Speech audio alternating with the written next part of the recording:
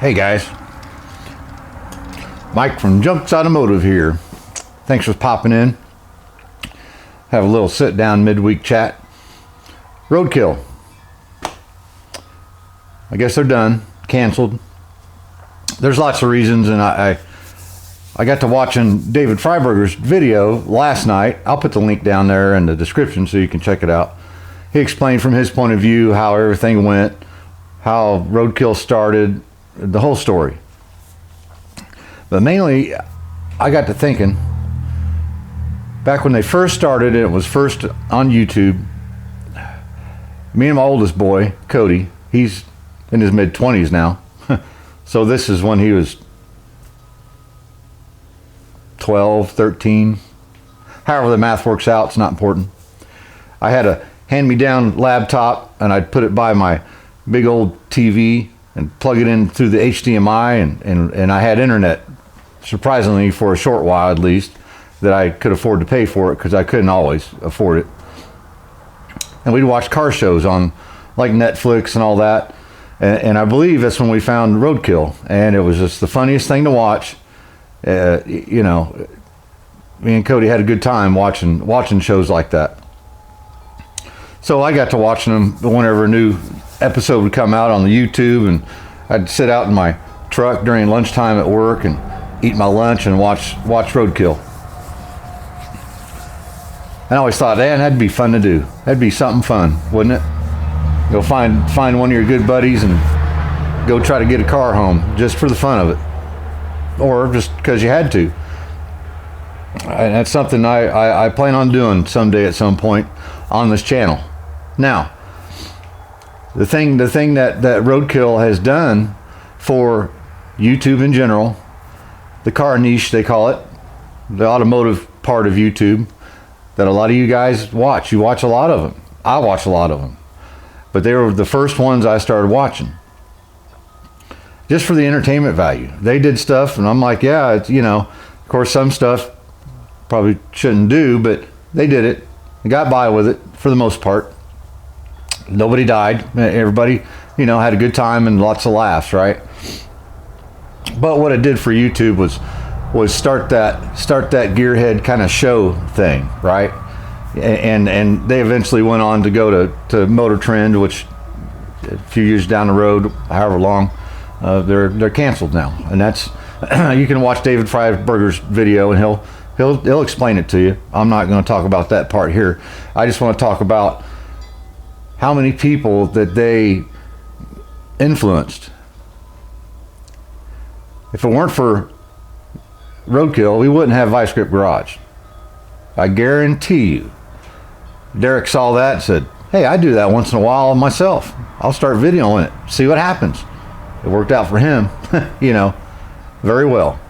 And that stuff's a whole lot of work, and there's nothing small about all that, and the money they spend to make those videos, they deserve the views and the money they get back out of it, you know, and they provide for their families and all that stuff. And I didn't have a project car then. I always wanted one. I had a couple when I was younger, and I was too young, and it didn't work out, and I'd sell them, and you know, this and that. I got my first project car, and I hadn't even paid off that Cadillac yet. It was still sitting in Ralph's barn, where it sat for 20 years, and I knew it needed some rust repair, so I got on the YouTube and rust repair or fixing rust search. The first thing popped up, DIY Auto School with my friend Pete. I'll stick his links down there too, and so I got to watching him, and just to kind of binge watching all of them. You know, this is how you do it.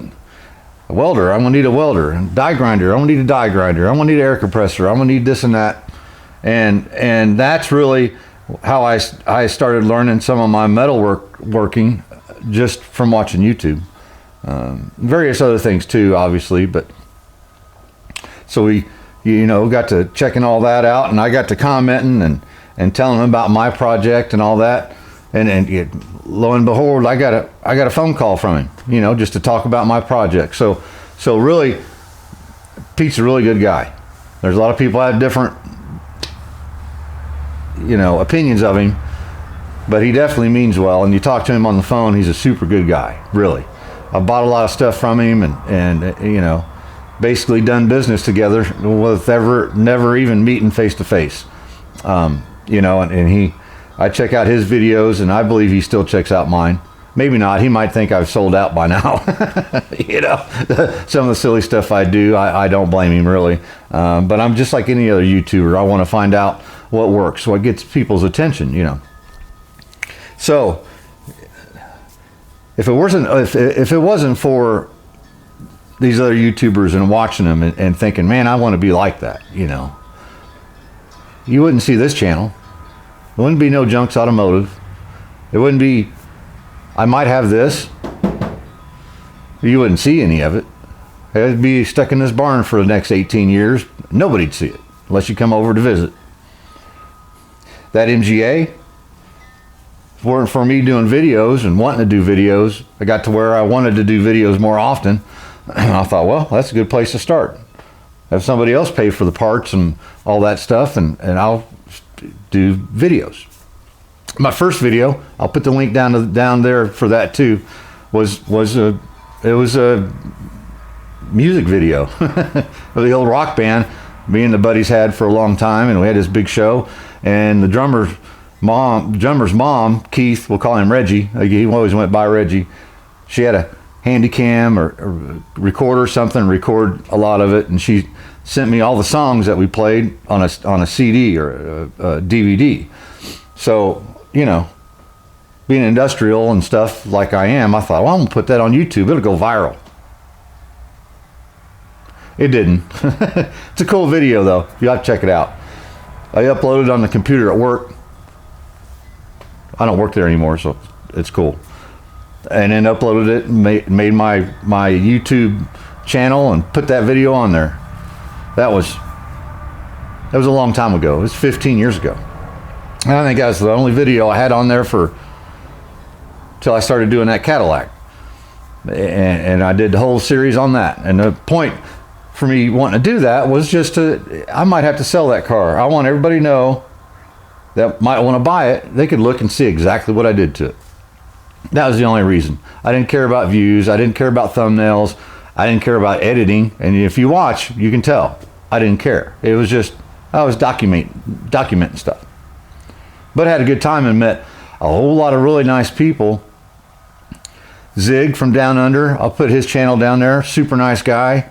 You know, he still comments once in a while, and we talk back and forth a little bit here and there. Even back then, you know, he giving advice, you know. Sam from Classic Car Overhaul, and he hadn't made a video for a while, but he's worked on the same car for years and years and years, but it's perfect. It's perfect. I'll stick him down there too. But all the support that I've got from all these fellas that I'd never even met, you know, I had friends that I'd never even met that I could talk to and stuff about. And Wendell was in a car show video. I finally met Wendell after 12, 13, however many years that he's been on YouTube and that I was on YouTube. I finally shook his hand and met him.